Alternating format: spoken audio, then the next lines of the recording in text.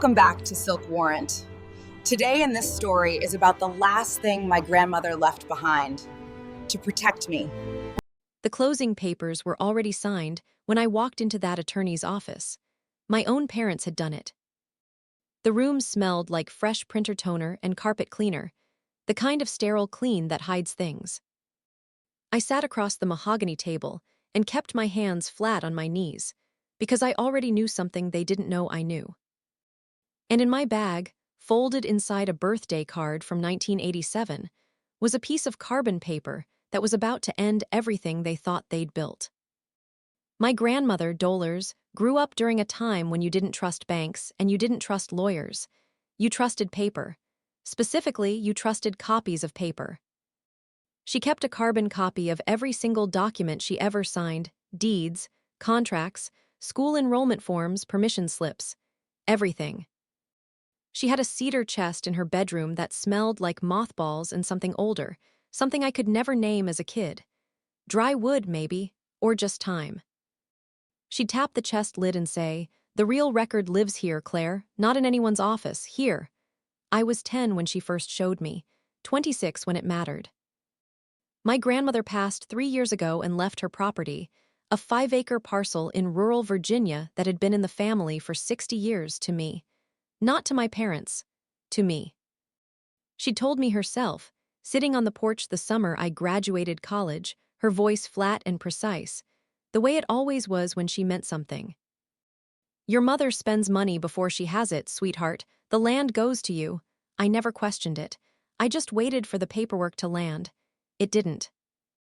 Instead, what landed was a casual comment from my mother, Sandra, at Christmas dinner, 2 years after my grandmother's death.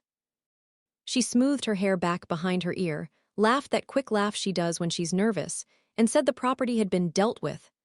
As in, resolved. As in, it didn't need to concern me anymore. I said, "Okay," and passed the rolls. But my grandmother had also given me something else the summer I graduated, a birthday card. Inside it, she'd tucked a single folded sheet of carbon paper with the words, "Amendment Deed of Transfer, Claire Ann Merritt, sole beneficiary." Dated 6 months before her death. Witnessed and notarized. I hadn't thought about that card in 2 years. After Christmas dinner, I drove 4 hours home and pulled a shoebox off my closet shelf. The original deed of transfer had listed me as beneficiary. I'd seen a copy of the will. A family attorney had emailed it to me after my grandmother passed. But what I hadn't known, until I pulled that carbon paper out of the envelope and read it under my kitchen light, was that there had been an amendment. A second document, filed 6 months later, specifically naming me and explicitly overriding any subsequent changes made to the estate. My grandmother had known something was coming. She'd protected me before it arrived. I sat at my kitchen table for a long time. Just me and that piece of carbon paper, faded purple-black ink, her signature in the bottom right corner. She'd signed it twice, once on the original, once on the copy she pressed through. I called a real estate attorney the next morning, not the family attorney, a different one.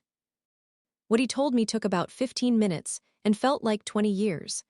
My parents had filed a deed of correction 8 months after my grandmother's death, citing a clerical error. That correction had transferred the property into a joint trust controlled by my mother and father. They'd sold it 4 months later. A clean sale, a substantial sum. The family attorney had signed off on it. None of it had been disclosed to me. I asked my attorney whether the amendment I had would affect this. He was quiet for a moment. Then he said, "If what you're describing is authentic, and if it was properly filed, then what your parents did constituted fraud on the estate." I wrote that word down on a notepad. Fraud. Then I underlined it. Here's what I didn't do. I didn't call my mother. I didn't post anything. I didn't tell my sister, Megan, who I suspected had no idea any of this happened. I didn't cry in a parking lot or drive to my parents' house and knock on the door. What I did was make a list. I needed the original carbon copy authenticated. I needed the county land records pulled. I needed documentation of the sale, what property was sold, when, to whom, and for how much. And I needed to understand whether the family attorney was exposed, or whether my parents had acted alone. It took 6 weeks. I took time off work I didn't have. I drove to the county clerk's office in Virginia twice. I paid for a forensic document examiner to authenticate the carbon paper, because I knew that when this surfaced, my parents would claim it was fake. The examiner confirmed it was consistent with 1986-era carbon stock. My grandmother had been 63 years old when she pressed that pen through paper and left me a lifeline she hoped I'd never need. The thing about grief is that it has a delay. I didn't let myself feel it while I was working. But sometimes, late at night, driving back from the county clerk's office or sitting in a parking garage reading land records on my phone, it would hit me. Not the betrayal. I'd already processed that. It was something else. It was the image of my grandmother filling out that amendment alone at her kitchen table, making sure the copy pressed through clean. Folding it into a birthday card she wouldn't give me for another 6 months. She had done all of that quietly, without telling anyone. I realized I came from her. That's where I learned how to be still. The family attorney's name was Gerald. He'd worked with my grandmother for over 20 years. When my attorney sent him a formal letter referencing the amendment, his response came back in 48 hours. He said he had no knowledge of the document. He said my parents had presented him with what they described as the complete estate file. He also said, and this is the part I didn't expect, that he had his own documentation that complicated things.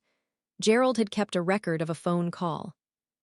6 weeks after my grandmother's death, my mother had called him and asked whether there was any way to reassign the property. He'd told her no, not without a court process. She'd laughed her quick laugh and said she'd look into other options. He'd noted it. He was now prepared to provide that record in any proceeding. I sat in my attorney's office when I heard that and looked at the wall behind his desk. There was a print of a lighthouse on it. I don't know why I remember that. Gerald's note didn't prove my parents had committed fraud, but combined with the amendment, it established a timeline. Intent. A paper trail of a phone call my mother thought no one had written down. She'd always underestimated paperwork. My attorney filed the civil action in April. My parents were served on a Tuesday. My mother called me that Thursday.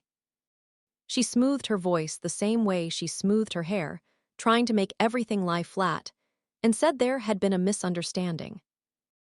That the property had been a burden and that she'd been trying to protect me from the debt associated with it. There was no debt. I'd pulled the records. I let her talk for 4 minutes without interrupting. Then I said, "Mom, I have the amendment, the original carbon copy, authenticated." Silence. Then she said, "Where did you get that?" Not a question, a statement. I said, "Grandma gave it to me." Another silence. Then quietly, so quietly I almost missed it, she said, "She would." That was the whole conversation. My father didn't call. He sent an email 3 days later through their attorney, claiming the amendment was a forgery and that they intended to contest it. The forensic examiner's report was attached to our next filing before the week was out. They didn't contest it after that. The case settled out of court 11 months after I filed. The settlement terms are confidential, but they addressed the full value of the property at the time of sale, plus legal fees, plus interest, plus a portion of the proceeds they'd reinvested. My parents did not attend the settlement meeting in person. I wore my grandmother's watch. A small, plain thing, silver face, no markings except the hands. I'd had the battery replaced twice. I kept it because it kept good time. When the final signatures were done, one of their attorneys, a young woman I'd never met before, looked at the stack of documents and said quietly, "Someone prepared a long time ago for this." I didn't respond. But I thought, yes, she did. The carbon paper is in a frame now, on the wall of my home office behind my desk. I don't look at it every day, but when I do, I see the indentations my grandmother's pen left in it, the pressure of her handwriting pressed through to make sure the copy was exact, permanent. Undeniable. She knew someone might try to take what she meant for me. She didn't warn me. She didn't panic. She just made sure the truth had somewhere to live. I don't think about my parents the way you might expect me to. There's no burning anger, no relief, no clean chapter-end feeling. What I have is clarity. I understand now why my grandmother skipped a generation. She saw something in them, and she saw something in me, and she made a decision about what the land deserved. I also understand something about myself that I didn't before all of this.